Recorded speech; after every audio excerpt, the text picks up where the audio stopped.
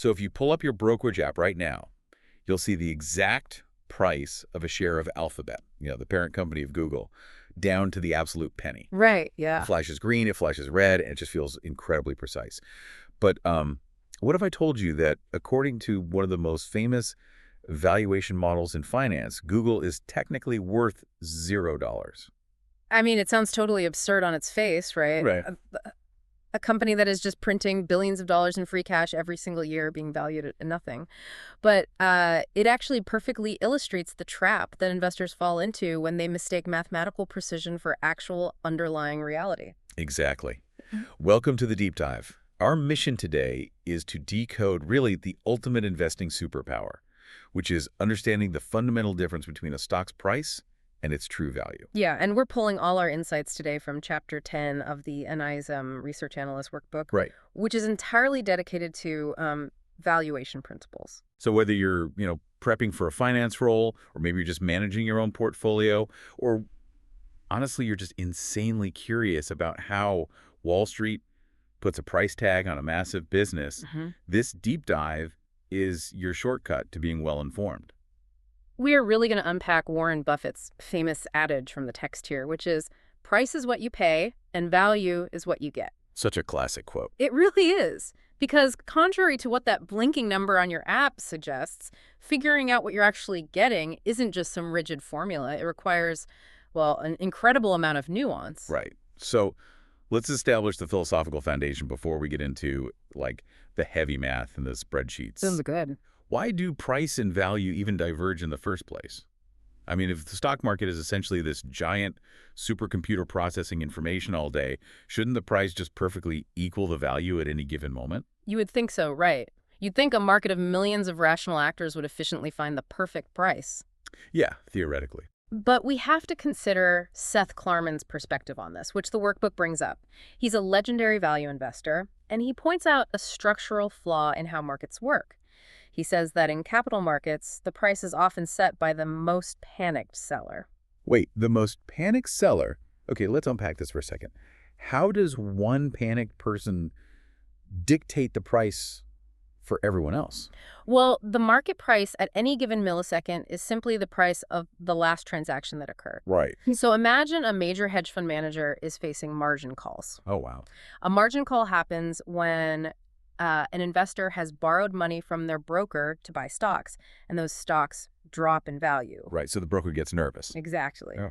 The broker demands immediate cash to cover the difference, and if the fund manager doesn't have the cash, the broker forcibly liquidates their massive position immediately. Ouch. Yeah. That manager is forced to sell millions of shares at whatever price the market will offer that very second. They drive the price down drastically. And the underlying business hasn't changed at all. Not one bit. The company is still selling the exact same amount of products, generating the same amount of cash, holding the same assets. Yes. The value is identical to what it was yesterday, but the price plummeted simply because, one guy's broker forced him to hit the sell button. Precisely. The sticker price fluctuates with emotion and leverage and just circumstance. But the value is a physical economic reality. Okay, that makes sense. And figuring out that economic reality is the entire purpose of valuation. Analysts don't just do this to pick stocks, What else do they use it for? They do it for mergers and acquisitions. So figuring out what an entire company is worth before acquiring it, or for complex accounting purposes, or just treating stakeholders fairly during a corporate restructuring. That makes perfect sense. So price is like the sticker on a used car, Yeah. which changes based on how desperate the salesman is to meet his quota today. That's a great way to look at it. But value is the engine, right? Exactly. It's the mileage and how long that car will actually run. Exactly, and Buffett simplifies this reality even further in the text. He argues there are really only two sources of value in any business: earnings and assets. Earnings and assets. Okay, any asset you buy is expected to generate a combination of periodic earnings, like the coupons paid out on a bond or the dividends distributed on a stock, and then a final cash inflow when you eventually sell the asset. Right. So to figure out what those earnings and assets are actually worth today, the workbook gives us three main approaches. Yes, it does. We have the cost-based approach, cash flow-based valuation, and relative valuation. I want to briefly touch on that cost-based approach, but Honestly, it seems highly impractical for the average person. Oh, it completely is. It basically just asks, how much would it cost me to build this exact company from scratch? Yeah, which is entirely impractical for a financial investor. I mean, if you're looking at buying shares of an airline on the stock market, you don't have the option to just go buy your own fleet of Boeing 747s and start a competing airline, right? Right. I wish, but no. Exactly. The cost-based approach is strictly for strategic buyers, like a massive corporation deciding whether to buy a smaller competitor or just build a competing factory themselves. So for everyone else, we rely on the other two approaches. Exactly. Let's dive deep into the cash flow-based approach then, which calculates intrinsic value. Since we established that true value comes from future earnings, the car's engine, to use our metaphor, how do we calculate the value of future earnings today? So this brings us to the discounted cash flow model, universally known as the DCF. The famous DCF. The one and only. Conceptually, a DCF is based on a very straightforward premise. A business is only worth the sum of the cash it will generate in the future, discounted back to its present value. Okay, so what do you actually need to run it? You need three things: a stream of future cash flows, the exact timing of when those flows happen, and a discount rate. And the discount rate is basically the expected rate of return the investor demands, right? Yes, exactly. Because of the time value of money, $1 in my pocket today is intrinsically worth more than $1 promised to me 10 years from now. Right, you have to account for that. I could invest today's dollar and earn interest. Plus, there's inflation eroding future purchasing power. Spot on.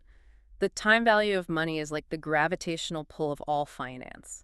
Now, the most traditional way to run a DCF is the dividend discount model, or DDM. Okay, the DVM. Yeah, and this takes a very literal interpretation of cash flows. It assumes the only cash an investor actually receives from a company is the dividend it pays out. Makes sense. So you forecast the future dividends year by year, and you discount them back to today's value. And there's a specific variation of this mentioned in the text called the Gordon growth model. Yeah. Right? Used for mature companies that are expected to grow their dividend at a steady, unchanging rate forever. It just wraps all of that into one neat mathematical formula. It's an elegant piece of math for valuing a perpetual, constantly growing stream of dividends. I have to push back on this, though. Go Forecasting a company's cash flows into eternity just feels like a highly educated guessing game. Oh, absolutely. Like, how can a model, assuming perpetual growth, possibly be accurate? I don't even know what technology is going to look like in 10 years, let alone what a company's dividend payout will be in the year 2085. Well, that is the most common and honestly the most valid critique of the DCF model. It can provide a very dangerous false sense of security. Right. So to solve for the eternity problem, analysts don't actually forecast year by year forever. Okay, what do? They forecast a specific, visible, high-growth period, usually the next 5 to 10 years. And then after that period ends, they calculate what is called a terminal value. So if I can't realistically forecast year by year until 2085, this terminal value just acts as a catch-all for the rest of time. Exactly. It's a single number representing the value of all cash flows from the end of your 10-year forecast into perpetuity, assuming the company has now matured and will just grow at a stable, boring rate forever. Okay, well, what stops someone from putting in a crazy high growth rate for eternity? Well, to prevent that perpetual growth rate from becoming completely delusional, analysts typically cap it at the long-term GDP growth rate of the overall economy. Well, that's smart. Because realistically, a single company cannot grow faster than the entire global economy forever. Right. Or eventually, that single company would just consume the entire economy. It grounds the math back in reality. Exactly. But let's go back to the dividend discount model for a second, because this brings us back to the hook of our deep dive, the Google paradox. Yes. The Google paradox perfectly exposes the blind spot of the dividend discount model. Right, because they don't pay dividend. Exactly. Right. Alphabet generates tens of billions of dollars in cash, but historically, they have chosen to reinvest that cash into new tech, servers, and acquisitions rather than pay it out as dividends. Yeah. So under a strict DDM formula, since the dividends are zero, the intrinsic value of the company calculates out to zero. Which means we clearly need a better tool for companies that hoard cash instead of distributing it. Exactly. So we shift from dividends to free cash flow to equity, or FCFE. FCFE. Got it. Instead of measuring what management actually paid out, FCFE measures the cash that is available to be paid out to equity shareholders. How do you find that? You take the operating cash flow, subtract taxes, subtract the capital expenditures required to keep the business running, like maintaining servers or factories. Hmm. And whatever cash is left over is the free cash flow to equity. Ah, So it right. doesn't matter if management pays it out or leaves it sitting in a bank account, the value belongs to the shareholders. But I imagine even FCFE gets messy if a company is constantly changing how much money it borrows, right? Oh, totally. Like if a company suddenly takes out a massive loan one year, their cash available to equity holders spikes. And when they pay it back, it plummets. Yes. The debt swings would make the cash flows look insanely volatile, even if the core business itself was perfectly stable. You hit the nail on the head. Debt completely distorts the picture for equity holders. So to strip away the noise of a company's borrowing habits, analysts use the most robust version of the DCF, which is free cash flow to firm, or FCFF. FCFF. Okay, so we're valuing the whole firm now. Right. This calculates the raw cash generated by the business operations before paying anyone, before paying the interest to the debt holders, and before paying anything to the equity holders. Yeah, it sounds a lot cleaner. It isolates the pure cash-generating tower of the enterprise itself, completely independent of how it's financed. But if we're looking at the cash generated for the entire firm, like both debt and equity, the discount rate we use has to change. Yeah. For the free cash flow to equity, we just use the cost of equity. But for the whole firm, we need something broader. Exactly. So we use the weighted average cost of capital, or WACC. WACC. Yeah, WACC. Think of it as a blended rate. You take the cost of the company's debt, which is simply the interest rate they pay on their loans, adjusted for tax benefits, and you blend it with the cost of equity. Wait, how do you even calculate the cost of equity? I mean, with debt, it's easy. The bank just gives you an interest rate. Right. But equity doesn't have a fixed interest rate. Finding the cost of equity requires another model called the Capital Asset Pricing Model, or CAPM. Okay, CAPM. And the core engine of CAPM is a metric called beta. Beta. I've seen that on finance sites. Yeah, beta measures the stock's volatility relative to the broader market. If the overall market swings up or down by 1% and a stock swings by 2%, it has a high beta. It's riskier. And because investors hate risk, if a stock has a high beta, they're going to demand a higher potential return to compensate them for stomaching that volatility. You got it. And that demanded return becomes the company's cost of equity. Exactly. So you blend that cost of equity with the cost of debt, and you get your WACC. You discount the firm's free cash flows using WACC, and you arrive at the enterprise value. And then? Finally, you just subtract the company's outstanding debt, and you are left with the intrinsic value of the equity. So what does this all mean for us? I mean, it means the DCF is an incredibly powerful, intellectually rigorous tool. But it requires projecting cash flows 10 years out, guessing terminal value, calculating beta, estimating WACC. It's a lot of variables. Yeah. If I want to prove a company's worth $1 billion, I can probably just tweak my WACC by 0.5% and change my terminal growth rate by a fraction, and magically, the spreadsheet gives me the exact number I want. Yeah, financial modelers have a phrase for this: garbage in, garbage out. Right. The intrinsic valuation is only as good as the assumptions powering it. No professional analyst relies purely on a DCF model in a vacuum. They need a reality check anchored in the present day. Which perfectly transitions us to the third major approach to valuation in the workbook, relative valuation. The art of comparison. Yes.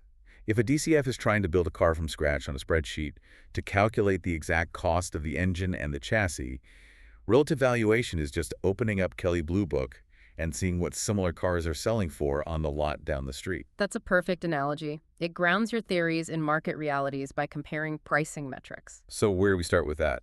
The simplest starting point is the dividend yield. You divide the annual dividend payout by the current stock price. Simple enough. A great rule of thumb from the text is to compare average equity dividend yields against government bond yields.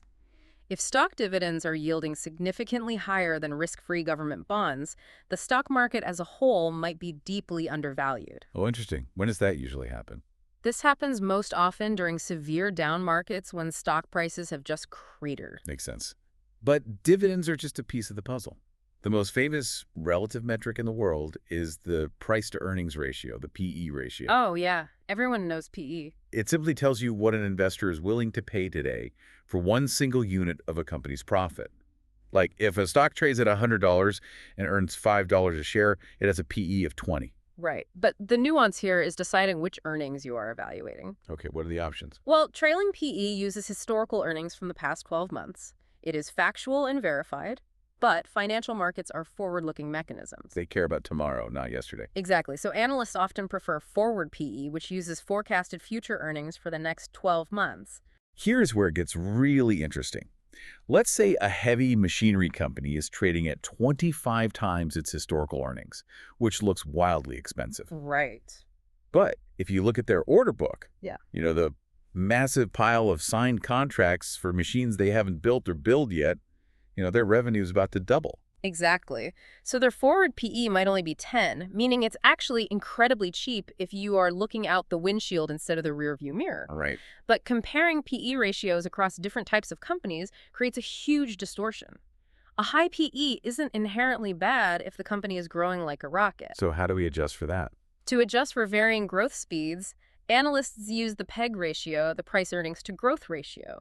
You simply divide the PE ratio by the company's expected earnings growth rate. Oh, that's clever. This completely levels the playing field between a boring, slow-growth utility company and a hyper-growth tech software stock. Generally speaking, a PEG ratio under 1 is considered the holy grail of undervaluation, right? It means you're paying less for the earnings relative to how fast those earnings are accelerating. Yep, that's the rule of thumb. But there is still one major flaw with PE and PEG ratios. What's that? They only look at the equity side of the equation. If a company has a mountain of debt, their earnings are artificially reduced by heavy interest payments, which skews the PE ratio and makes it nearly impossible to compare against a debt-free competitor. Which brings us back to enterprise value. Yes, it does. Let me try an analogy here to see if I have the mechanics of this right. Let's say I buy a house for $500,000. I put down $100,000 in cash. That's my equity. And I take out a $400,000 mortgage. That's my debt. Okay, following. If my neighbor wants to compare the value of our homes, they don't look at my $100,000 equity down payment. They look at the $500,000 total cost of the house. That $500,000 is the enterprise value. That is the perfect mechanism to describe it. Enterprise value captures the total cost of the entire operational entity. So instead of price to earnings, professionals prefer enterprise value multiples, specifically EV to EBITDA. EBIT. Yes. EBITDA stands for earnings before interest, taxes, depreciation, and amortization. Okay, let's break down why we strip those specific things out. I understand removing interest and taxes because, well, that varies wildly based on how much debt the company has and what country it operates in. Right.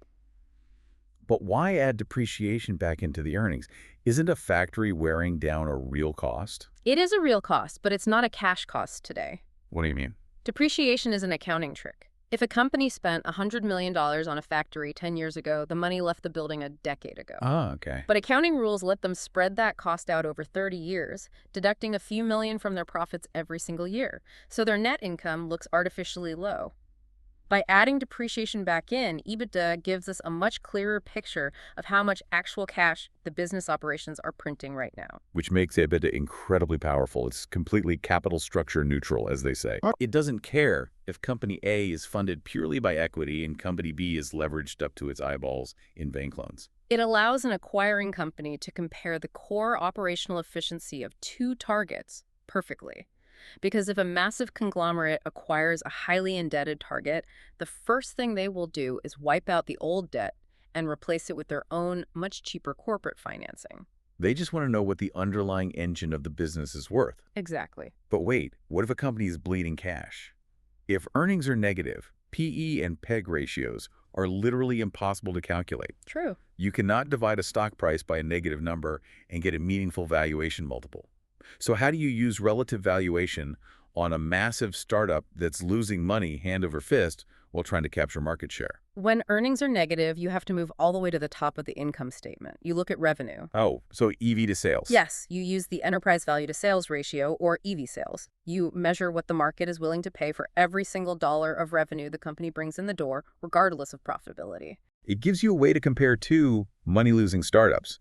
But man, a high EV sales ratio feels incredibly dangerous. It can be. If a company scales its sales into the billions but never figures out how to actually convert those sales into positive cash flow, the valuation will eventually collapse. As we discussed with intrinsic value, eventually all these metrics must translate into actual cash for the owners. Revenue without a path to profit is just, well, a subsidized hobby. A subsidized hobby. I love that. Okay, so we've covered valuing companies with earnings using PE and EV/EBITDA. We've covered companies with no earnings but high sales using EV sales. Let's pivot to the final category from Chapter 10.